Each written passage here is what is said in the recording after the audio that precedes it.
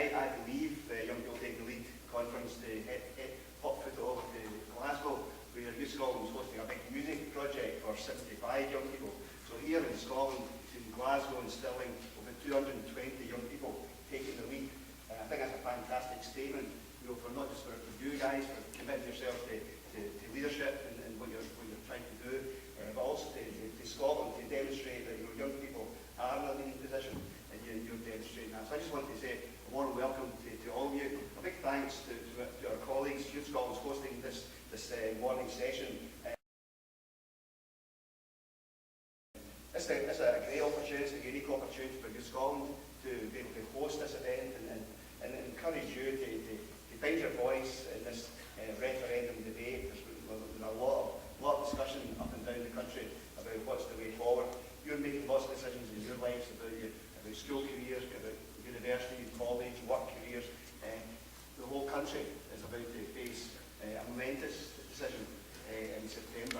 And you've got a significant part, for the first time, the majority of you will hold a vote in that debate come the 18th of September. So I hope today's discussion is informative and helpful for you in shaping up your decision about the 18th of September. I'm away ahead of the thing.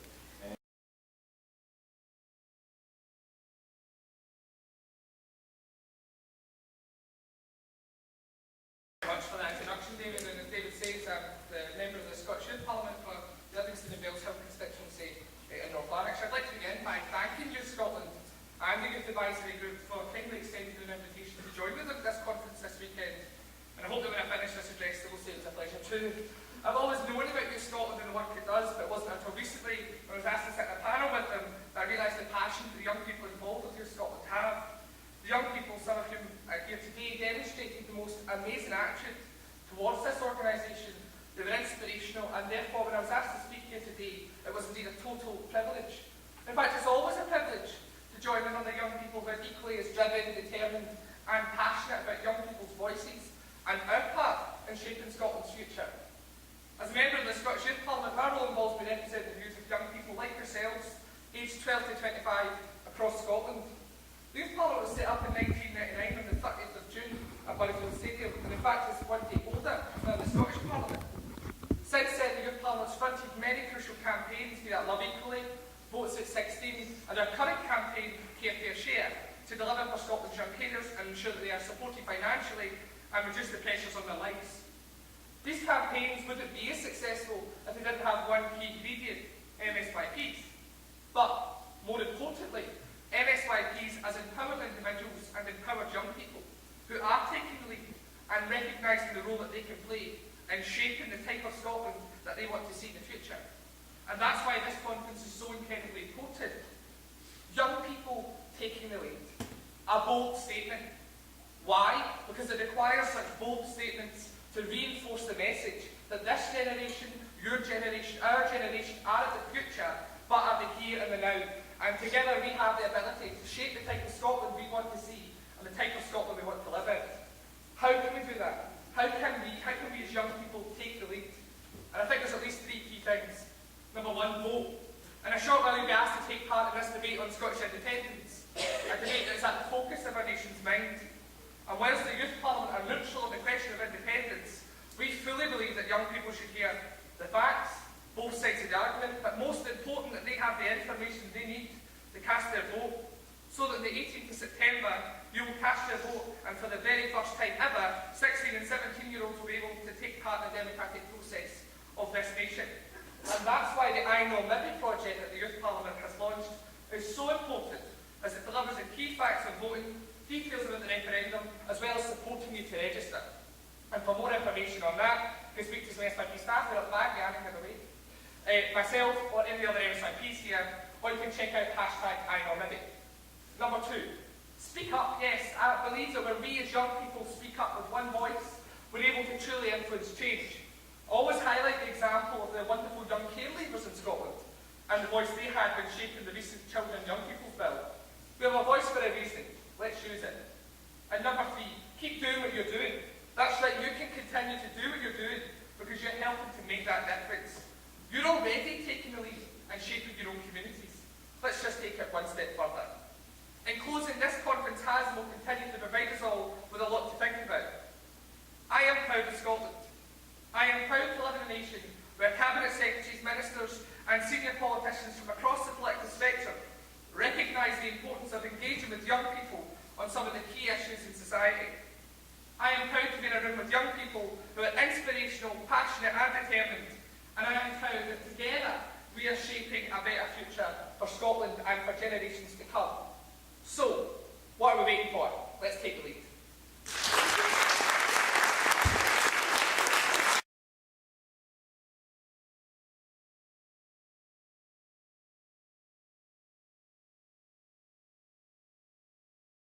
First of all, can I just say good morning to everyone. Thank you all so much for turning out for a pretty early start, I have to say, on a Sunday morning.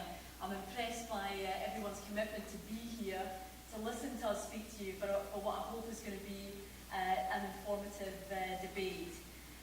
I thought I'd start by setting out two main areas as to why I believe that you should vote no on the 18th of September of this year.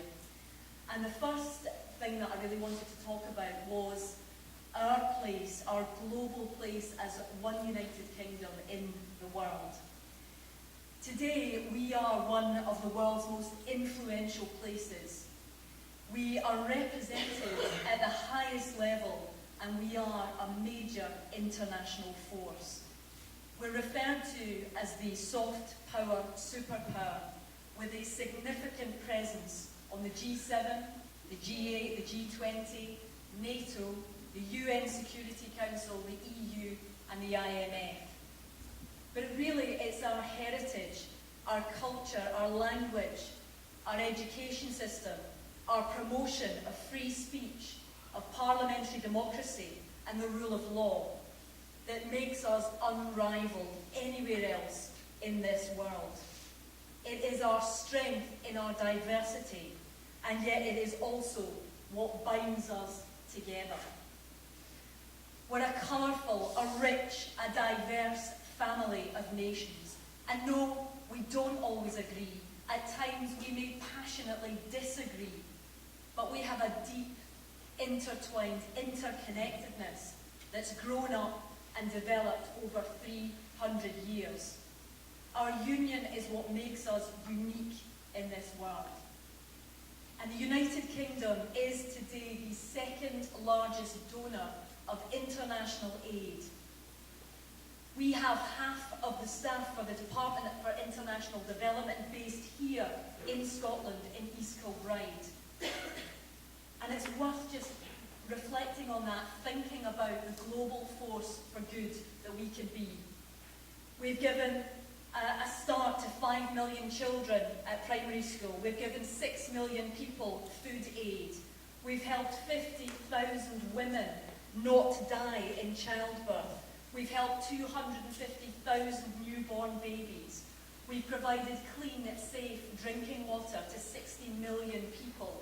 Our seat at that top table is something that we might take for granted, but I can tell you that it's a privilege for us as a nation to drive through that type of change.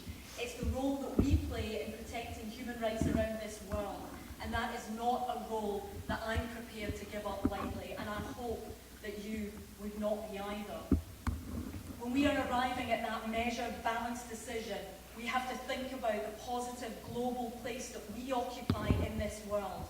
That gives us an incredibly positive reason to vote no. And some of our most significant global figures have voiced their concerns over the prospect of Scotland leaving the United Kingdom. President Obama, Hillary Clinton and the Pope.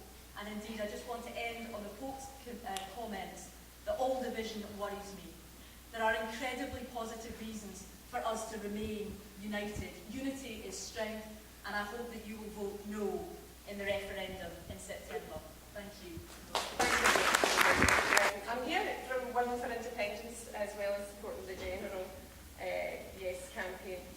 And I think the first thing to say is that the most important conversations are the conversations you have between yourselves and the conversations you have with your family and your friends, because as my experience, that's where people get the information that they trust, and that's where they get the information that shifts them when The other really important thing is, no matter what your view is in the referendum, you have to agree that it has stimulated democracy, it's stimulated participation, it's improved understanding of Scotland's place in the world, and that can only be a good thing, because we've had decades of feeling disenfranchised, we've had decades of having governments in Westminster doing things that people in Scotland do not want them to do, for example, the war in Iraq. This referendum is about power and democracy.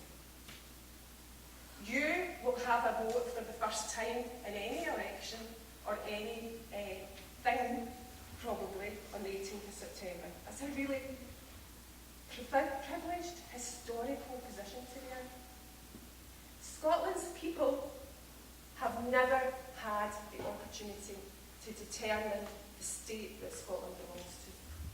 Yet Scotland has a long history of the people being sovereign. This will be the first opportunity that the people in Scotland will have had to express that sovereignty. When the polls open on the 18th of September till the polls close, will be the first time that every single person of voting age, now from 16, will have had the chance to express that sovereignty. That is a good thing, no matter what the vote says.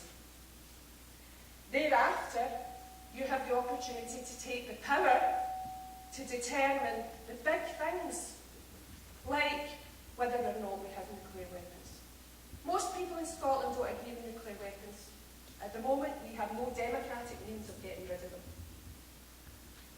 We will have the power to increase the minimum wage. At the moment, Scotland doesn't have that power. We will have the power over financial services, which regulates interest rates on things like payday loans, Wonga, the rest of it. The opportunity to create a fairer, more equal society, which isn't guaranteed, but the kind of society we live in, with independence, will be determined by the people in Scotland. A vote on the 18th of September isn't a vote for any political party. It is a vote for the power to determine what government you want to live under. And I would ask you to really think about that responsibility. The first chance you will have, by just putting a cross on the ballot paper, to have the right and privilege and sovereignty to determine your nation's future and take control of its place in the world, and everybody's lives, and your children and grandchildren's lives. So it's a serious decision, and I'm really glad that you're